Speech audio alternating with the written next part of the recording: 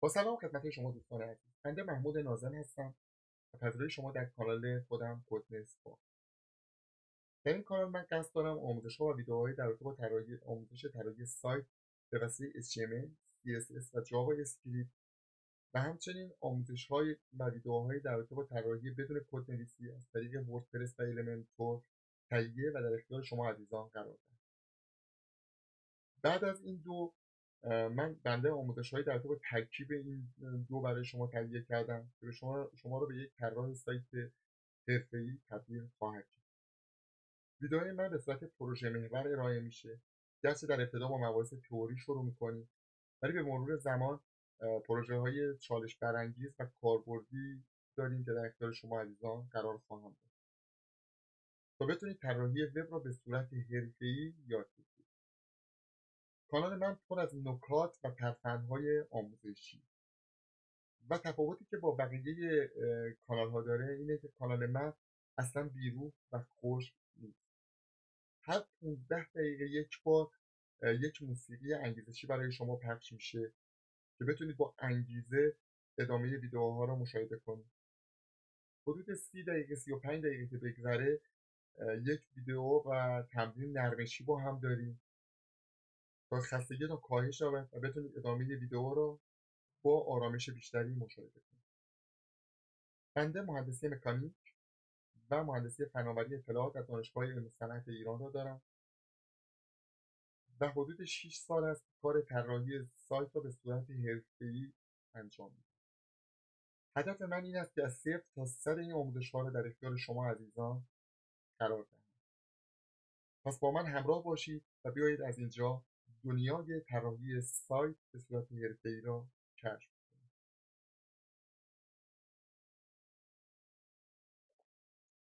خب دوستان، امروز میخوام یکی از مهمترین سوال‌هایی که همیشه از من پرسیده میشه رو با هم بررسی کنیم. بهترین روش برای ساخت وبسایت چیه؟ با وردپرس، کدنویسی یا ترکیبی از این دو؟ اگر شما طراح سایت هستید و یا تازه وارد برنامه نویسی شدید یا میخواید بدونید کدام روش برای کسب و کارتان مناسب تره، این ویدیو تقریبا برای شما. تا آخر با هم همراه باشید چون میخوام تفاوت‌ها، مزایا و حتی اشتباهات رایج رو با هم بررسی کنیم. بخش اول، وبسایت‌های کدنویسی شده. این وبسایت‌هایی است که به صورت اختصاصی کد نویسی میشه به واسطه HTML، CSS، جاوا اسکریپت و PHP. یعنی تمام بخش‌ها دقیقاً بر اساس نیاز مشتری ساخته میشن. مزایای اصلی این سایت‌ها چیه؟ سرعت بالا. وقتی شما یک سایت را با کدنویسی میسازید، کدها دقیقاً به اندازه نیاز ساخته میشه. بدون افزونه اضافی، بدون کدهای اضافی. نتیجهش چی میشه؟ سایتی سبک، سریع و کاملا بهینه داری. امنیت بسیار بالا. سایتی که با نوت و PHP یا هر زبان دیگه اختصاصی نوشته میشه هزاران افزونه آماده نداره که هکرها از اون استفاده کنن. حمله ها سخت‌تر میشه و امنیت بیشتر. این سایت ها کاملا شخصی سازی شده. هر چیزی که تو ذهن مشتری هست قابل اجراست. صفحه خاص، سیستم خاص، پنل اختصاصی و هیچ محدودیتی وجود نداره. این سایت ها مناسب پروژه های بزرگه. وبسایت های فروشگاهی خیلی بزرگ، سیستم های مالی، سایت های سازمانی یا پلتفرم هایی که امکانات ویژه میخوان. همه اینا باید از سایت های کدنویسی شده به صورت اختصاصی استفاده کنن. اما یه ایراد دارن. زمان ساختشون طولانیه. این سایت ها هزینه بیشتری باید براشون خرج بشه و نیازمند یک برنامه نویس با تجربه هستن.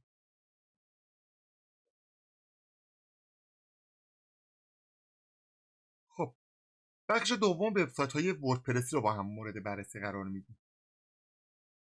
وردپرس محبوب ترین CMS دنیاست و بیش از 40% وبسایت های جهان با آن ساخته شده. همونطور که در تصویرم می‌بینید 43% وبسایت‌های جهان با وردپرس ساخته شدن. بیش از 60,000 افزونه برای گسترش و قابلیت‌های این سایت‌ها وجود داره. قالب‌های آماده دارن. هزاران قالب حرفه‌ای برای هر نوع کسب و کاری رو شما دارید.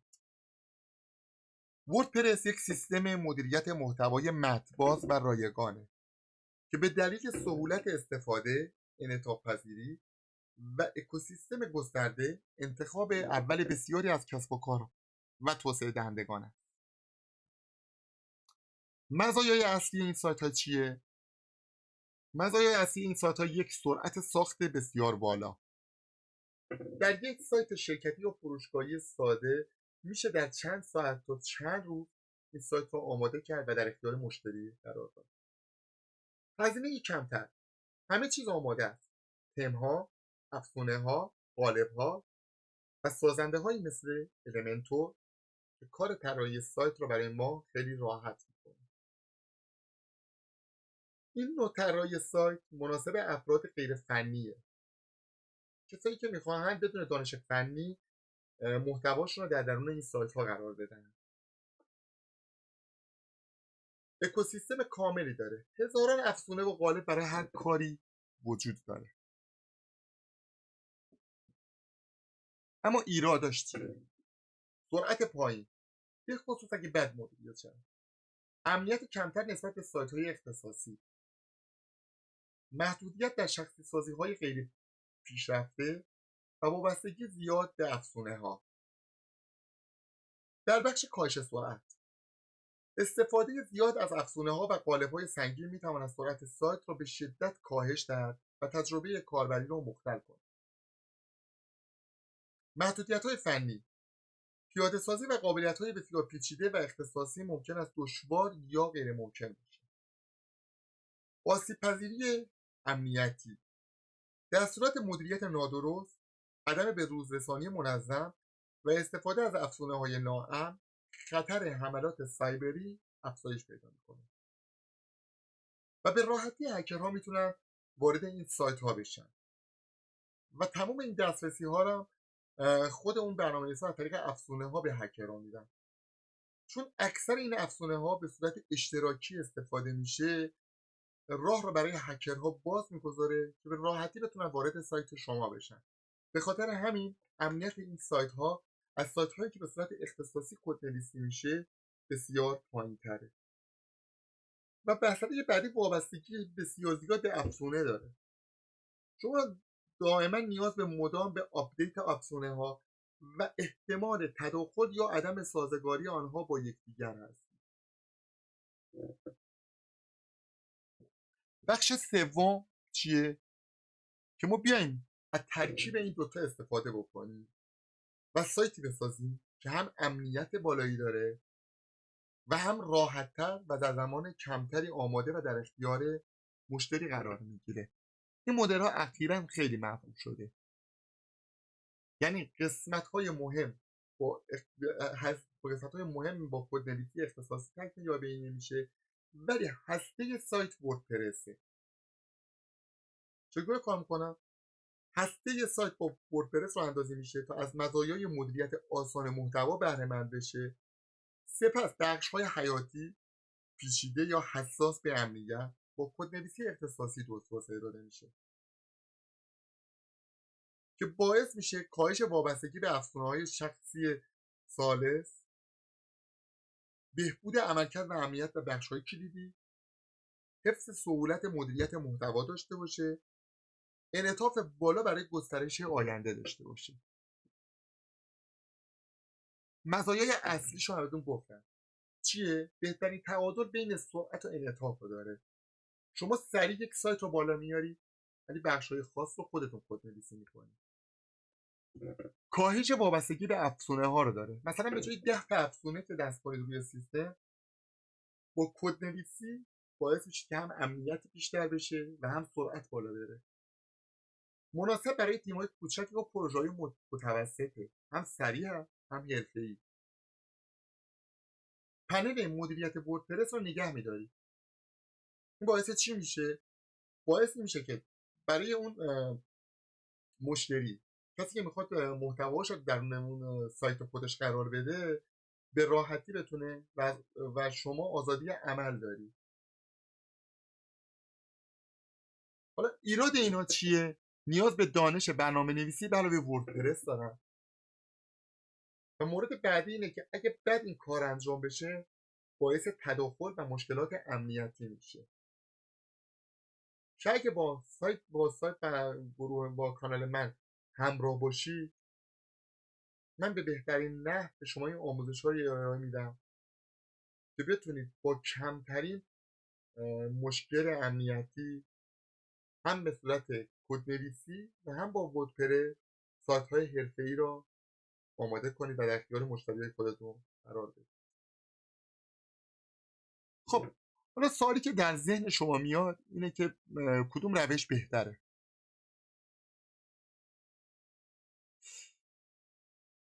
اینکه کدوم روش بهتره بستگی به پروژه و بودجه و نیاز مشتری داره و اینکه سایت شما چه سایتی باشه. اگه شما یه سایت شرکتی ساده داری، بهترین روش اینه که از وردپرس استفاده کنید.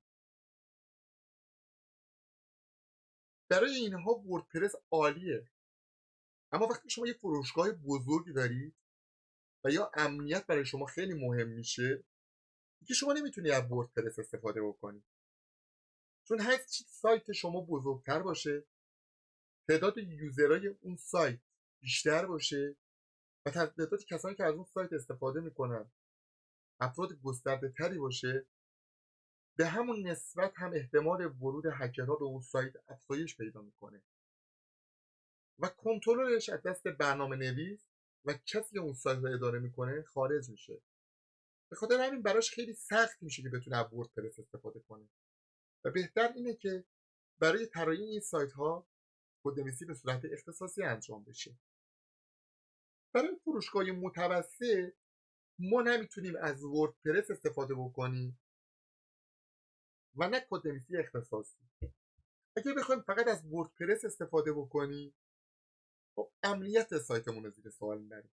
اگه بخوایم کدنویسی اختصاصی داشته باشیم، خب باید هزینه زیادی خرج بکنیم که از توان اون فروشگاه متوسط در نمیاد. خب در این سایت ها ما میایم از ترکیب وردپرس و کدنویسی استفاده میکنیم. همونطور که قبلا هم براتون توضیح دادم، هسته اون سایت را ما وردپرس قرار میدیم و به صورت اختصاصی بخش هایی که در رابطه با امنیت دارن، به جای اینکه افزونه بیایم نصب کنیم روی سایت، اونا رو کدنویسی میکنیم. در پلتفرم های خاص مثل چی؟ مثل پلتفرم های دانشگاهی و که اینها امنیت براشون خیلی مهمه، ما فقط میتونیم از روش کدنویسی استفاده بکنیم. خب، حالا جمع‌بندی ما چیه؟ اگر سرعت و هزینه برای شما مهمه، خب از وردپرس استفاده کنید. اگر امنیت، مقیاس پذیری و اختصاصی بودن براتون مهمه، کدنویسی کنید و اگر هر دو اینا رو میخواد، ترکیبی. خب، شما که با سایت من دارید آموزش میبینید، پس از پایان این دوره ها به عنوان یک طراح سایت حرفه‌ای و با توجه به نیاز مشتری، خودتون تصمیم میگیرید که چه چیزی رو به اون مشتری پیشنهاد بدید. ببینید اون سایتش در چه سطحی هست و بهش پیشنهاد بدید از کدوم روش استفاده بکنه. و با توجه به اینکه آموزش ها رو در سایت من دیدید، شما هم میتونید به صورت آموزش طراحی سایت رو با وردپرس انجام بدید، هم به صورت کدنویسی اختصاصی و هم به صورت ترکیبی.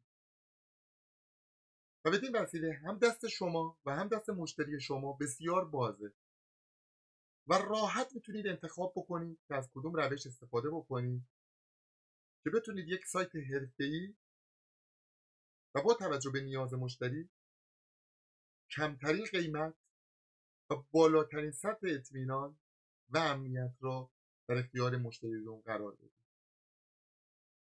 اگر دوست دارید درباره طراحی سایت، HTML، CSS، JavaScript و حتی ساخت پروژه‌های واقعی بیشتر بدونید، حتما کانال من را سابسکرایب کنید، چون ویدئوهای بسیار جذابی در راهه. حالا برای من کامنت کنید، شما مثلا به عنوان یک طراح سایت در آینده برای طراحی سایت خودتون یا مشتریتون ترجیح میدید از وردپرس استفاده بکنید یا کدنویسی کنید؟ من منتظر هستم تا پیام‌های زیبای شما را در کانال خودم مشاهده کنم و آماده هم هر کمکی که دستم برمیاد در اختیار شما عزیزان قرار دهم.